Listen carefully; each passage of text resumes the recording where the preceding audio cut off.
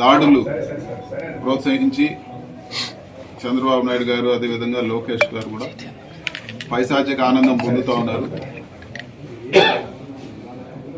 నిన్న వినుకొండలో నడి రోడ్లో చేతులు నరికేసి వైఎస్ఆర్సీపీ లీడర్ని చంపేయడం జరిగింది. అదేవిధంగా ఇప్పటికే చాలా మర్డర్లు జరిగాయి, చాలా చోట్ల గొడవలు జరుగుతున్నాయి. పుంగునూరు నియోజకవర్గంలో రాజకీయంగా అక్కసు పట్టలేక రాజకీయ కక్షతో ప్రశాంతంగా ఉన్న పుంగునూరు నియోజకవర్గంలో కార్యకర్తల ఇల్లులు నేలమట్టం చేశారు, ఆస్తులు ధ్వంసం చేశారు, ప్రభుత్వ ఆస్తులు డ్యామేజ్ చేశారు, ఎంతమందినో గాయపరిచారు. అదేవిధంగా ఒక ప్రజాప్రతినిధిగా ఎంపీగా ఇక్కడ ప్రశాంతమైన పుంగునూరులో ఈరోజు ప్రజల దగ్గరకు వస్తే కావాలనే అడ్డుకొని కావాలనే గొడవలు చేస్తూ ఈరోజు మారణాయుధాలతో రాళ్లతో అదేవిధంగా ఇంటిపైకి మన గౌరవ పెద్దలు రెడ్డప్ప గారి ఇంటికి వస్తే ఈరోజు ఇంటిపైకి వందలాది మంది వచ్చి దాడులు చేసి ఈరోజు అటాక్ చేశారు. ఇంకా కూడా ఈరోజు ఈ ప్రెస్ మీట్ జరుగుతూ ఉన్నప్పుడు కూడా ఈరోజు ఇంకా కూడా దాడులు జరుగుతున్నాయి. మీరందరూ కూడా విజువల్స్ తీసుకోవచ్చు. ఈరోజు బళ్ళన్నీ కూడా ఏ విధంగా చేస్తారు, ఎన్ని రాళ్లు తీసుకొచ్చారు, ఏ విధంగా ఆయుధాలతో ఇది చేశారు, చుట్టుపక్కల అందరూ కూడా ఉన్నారు. ఇవన్నీ కూడా చంద్రబాబు లోకేష్ ప్రోద్బలంతోనే ఇవన్నీ కూడా జరుగుతున్నాయని చెప్పి కూడా నేను తెలియజేస్తా ఉన్నాను. అధికారం ఎప్పుడూ శాశ్వతం కాదు, కానీ ఇది మంచి ఒరోడి కాదు. ఈరోజు సగం మంది వచ్చిన తెలుగుదేశం నాయకుల్లో సగం మంది ఇది వరకు పనులు చేసుకున్న వాళ్ళే, ఇది వరకు వచ్చి సహాయాలు పొందిన వాళ్ళే. వీళ్ళందరూ కూడా ఈరోజు చంద్రబాబు నాయుడు లోకేష్ డైరెక్షన్ లో ఈరోజు ఇవన్నీ కూడా ఈ దాడులన్నీ కూడా చేస్తా ఉన్నారు. ఇవన్నీ కూడా ఒక పైశాచిక ఆనందం పొందేదానికే ఇవన్నీ దాడులు కూడా రాజకీయ కక్షతో చేస్తున్నారని చెప్పి కూడా నేను తెలియజేస్తా ఉన్నాను.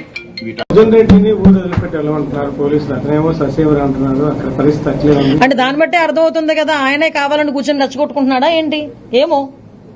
ఇప్పుడు అక్కడ సిచ్యువేషన్ ఇబ్బంది కలుగుతుంది అనుకునేటప్పుడు కదలాలి కదా. సో ఏం లేదు రండి, అన్ని క్లియర్ అవుతాయి. ఇబ్బంది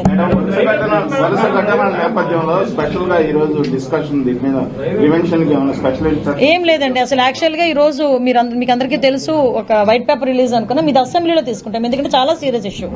ఎందుకంటే last time law and order విషయంలో కంప్లీట్ గా ఫెయిల్ అయింది గవర్నమెంట్. స్పెషల్ డ్రైవ్ మేము కమిటీ ఏర్పాటు చేసుకుంటున్నాము. రోజు మీరు అన్నది కరెక్టే, ఎక్కడో అక్కడ మీరు అదే చెప్తున్నా. మనం కూడా ఇక్కడ సిచ్యువేషన్స్ ఎలా ఉన్నాయంటే, చిన్న పిల్లల మీద అత్యాచారాలు అనేసరికి అసలు ఎట్టి పరిస్థితిలోని టాలరేట్ చేయకూడదు. ఆ టాలరేట్ చేయలేని ఆ సిచ్యువేషన్ లో కంపల్సరీగా మనం కూకటి వెళ్తూ దీన్ని పెకిలించాలనుకుంటే కనుక తల్లిదండ్రుల దగ్గర నుంచి కూడా అవేర్నెస్ రావాలి. వాళ్ళకి కూడా తెలియాలి ఏం జరుగుతుంది, తల్లిదండ్రులకి, టీచర్స్ కి, పిల్లలకి, అందరికీ కూడా. So women and child welfare, education department and home department 3 కలిపి తీసుకుంటాం. Okay, thank you.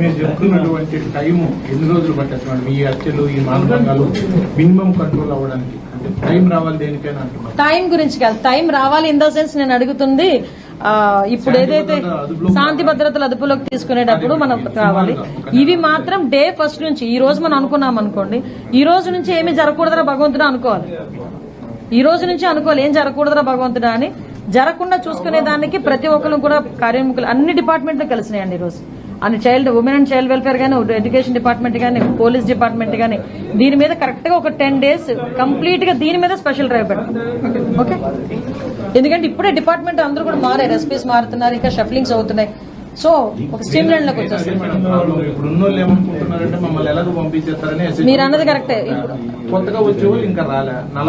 మీకు విషయం చెప్పనండి, చాలా మంది